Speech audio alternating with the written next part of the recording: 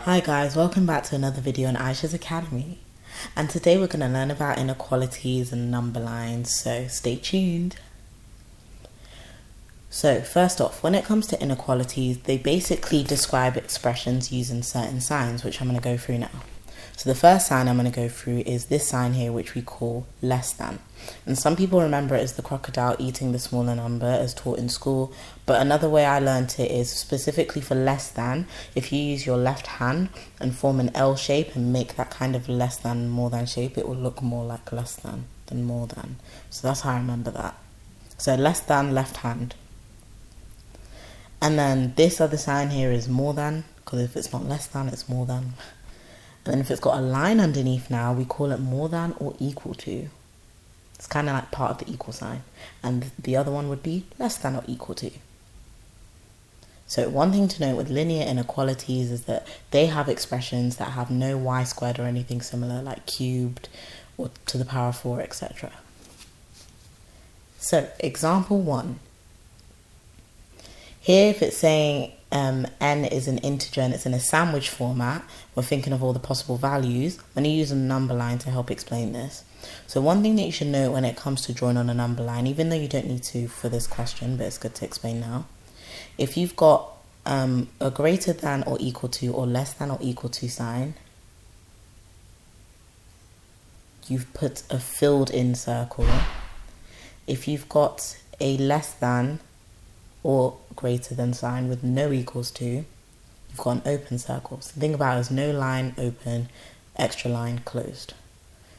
And so because of that, by the -1, it has a less than or equal to sign, so it's a closed circle, whereas by the 4, it has no equal to sign, so it's an open circle. And we formed a sandwich on a number line. So the only values included is -1 to 3. We don't include 4 because if you have an open circle, do not include that value. So example 2. So if we're showing the inequality x is less than 7 on the number line, because it's not in a sandwich format, it's quite easy. You find where 7 is, you put an open circle because there's no equal to sign, and then this time, because it's not in a sandwich, you put an arrow. So example 3. Again, sandwich format. So you find where 2 is, there's no equal to, well, -2 is, there's no equal to sign there, so it's just an open circle. But by 3, there is an equal to sign underneath, so it's going to be a closed circle.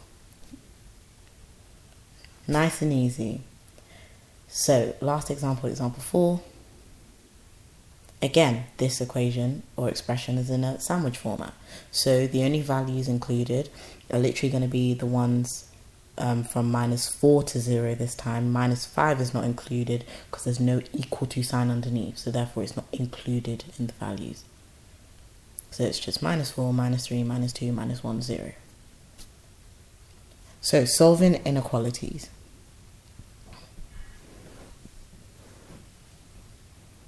So when it comes to solving inequalities, it's literally the same as solving algebraic equations. Like, they are literally the same thing. And by understanding that, it's going to help you a long way by answering these types of questions. Don't get confused by the different signs.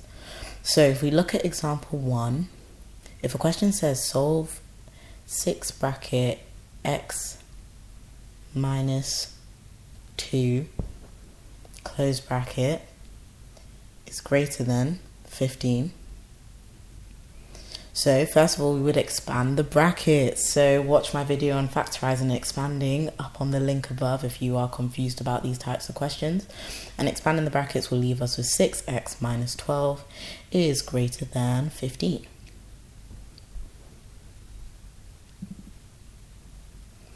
And then we're going to move minus 12 over the inequality sign, and it's going to become plus 12 because the whole point of this, we're trying to leave x on its own. So that's going to leave us with 6x is greater than 27 because 15 plus 12 is 27. And then last off to leave x on its own, we're going to move times 6 over the inequality sign to become divide by 6. And so the final answer would be x is greater than 3.5 because 27 divided by 6 is 3.5.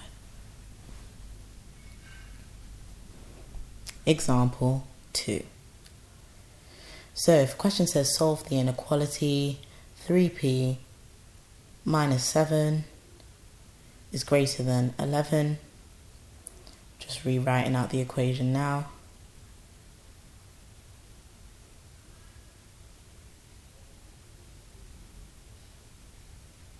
And then to leave p on its own, we're going to move minus 7 over the inequality sign, and that's going to become plus 7. So then 11 plus 7 will leave us with an answer of 18. And then to leave p on its own, we're going to end up moving times 3 over the inequality sign to become divide by 3.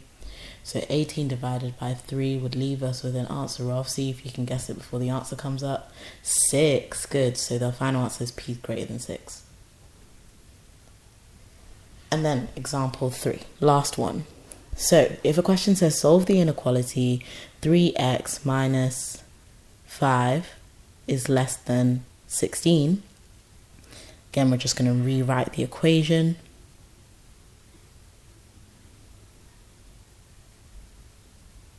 So the first thing to leave x on its own is move minus 5 over the inequality sign, and that's going to become plus 5. So 16 plus 5 will leave us with an answer of 21. And then to leave x on its own, we're going to move over times 3 over the inequality sign, and it's going to become divide by 3. And 21 divided by 3 would leave us with an answer of 7. So our final answer will be x is less than 7. Okay, thank you so much for watching. I hope that helped with understanding inequalities, especially when it comes to solving them. If you enjoyed this video, please guys, comment, like and subscribe. Help share this channel so we can help other students too. Thanks for watching.